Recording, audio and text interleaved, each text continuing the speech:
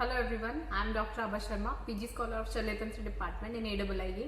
And I am Dr. Ekta Sharma, PG Scholar Department of SRPT in AIIA as well. Today we are facing a situation of crisis due to COVID-19 and every aspect of our lives has been affected by this. It's very natural to feel anxiety and worrying about the future for the PG aspirants. So today we will address the current situation regarding the preparation of exam. Exam से पहले का ये final preparing phase चल रहा है और कुछ चीज़ें जो हमने फ़ील की थी वी आर वेरी श्योर कि आप सब लोग भी वही एक्सपीरियंस कर रहे होंगे। जैसे एग्ज़ाम की डेट फिक्स ना होने की वजह से होने वाली एंजाइटी, एग्ज़ाम की सेटिस्फैक्ट्री प्रिपरेशन को लेकर होने वाला स्ट्रेस, बाकी लोगों से अच्छा परफॉर्म करने का प्रेशर और कॉन्टीन्यूसली स्टडी आवर्स होने के कारण होने वाला फटीग।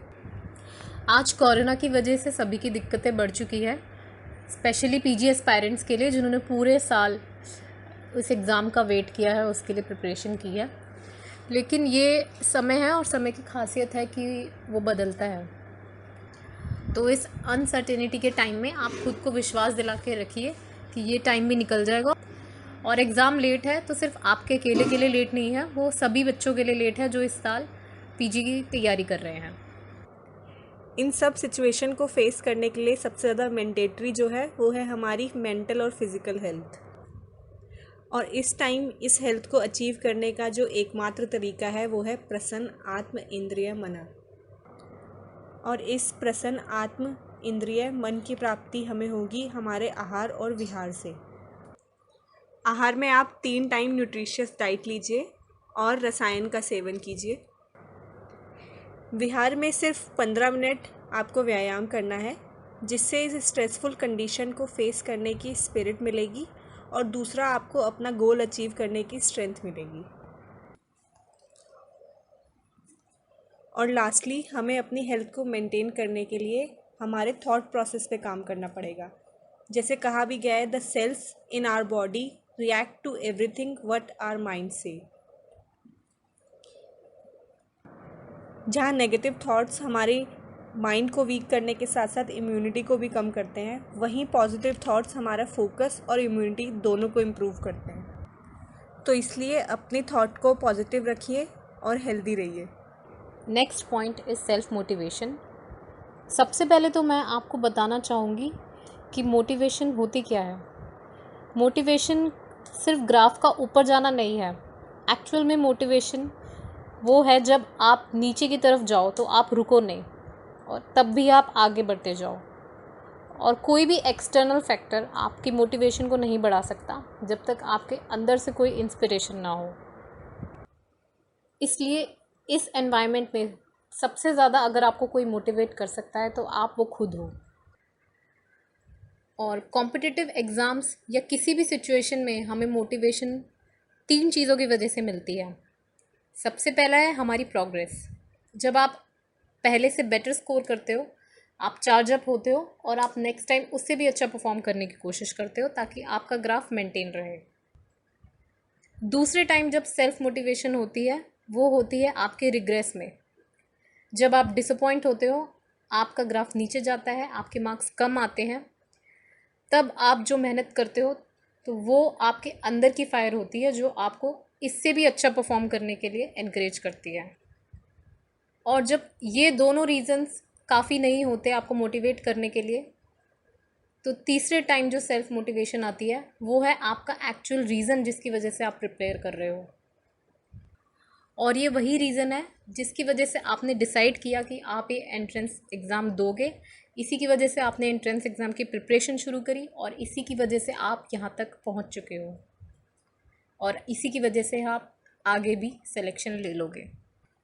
और अब टाइम आ चुका है कि अब आपको बिल्कुल भी नेगेटिव नहीं सोचना। अब आप मान के चलिए कि डेस्टिनी आपकी फ़ाइनल है। अब सिर्फ आपको अपने पाथ पे चलना है, सिंसियरिटी और डिसिप्लिन के साथ अपनी प्रिपरेशन करनी है और फाइनली सिलेक्शन लेना है। इस वक्त सतत अभ्यास के सिद्धांत को आप फॉलो कीजिए, अपने वीक एरियाज़ पे काम कीजिए, वीक एरियाज़ को स्ट्रॉन्ग बनाइए और स्ट्रॉन्ग एरिया को और भी स्ट्रॉन्गर बनाइए। इसलिए खुद को मोटिवेटेड रखिए और पॉजिटिव थिंकिंग रखिए। So stay motivated and mold this situation in your favor. अब हम बात करेंगे स्टडी प्लान के बारे में।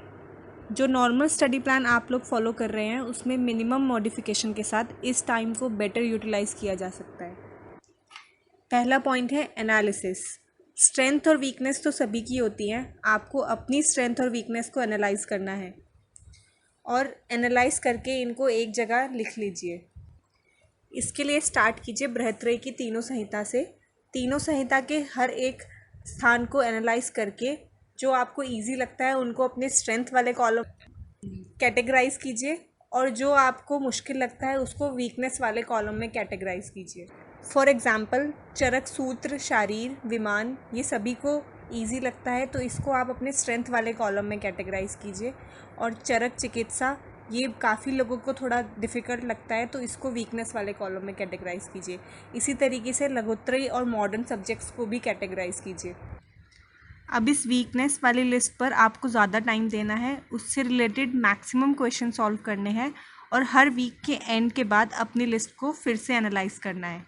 ये हमारी कोशिश होनी चाहिए कि एवरी वीक वीकनेस वाली जो लिस्ट है उसमें सब्जेक्ट्स कम होते जाएं और जो स्ट्रेंथ वाली लिस्ट है उसमें वही सब्जेक्ट्स ऐड होते जाएं। नेक्स्ट पॉइंट है टाइम मैनेजमेंट। हर 10 दिन में एक बार पूरा सिलेबस आपको रिवाइज़ करना है।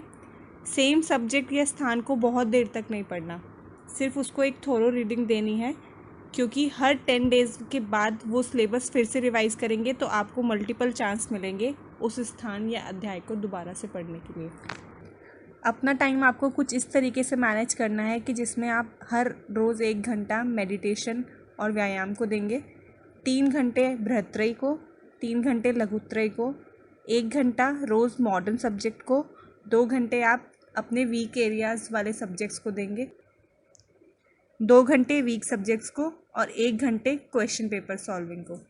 अपना हर एक टारगेट पूरा करने के बाद आप ब्रेक ले सकते हैं, but don't stop when you are tired, stop when you are done.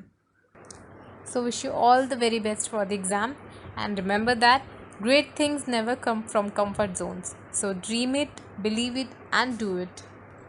And do not forget to like, share, and subscribe. Ayush Delhi.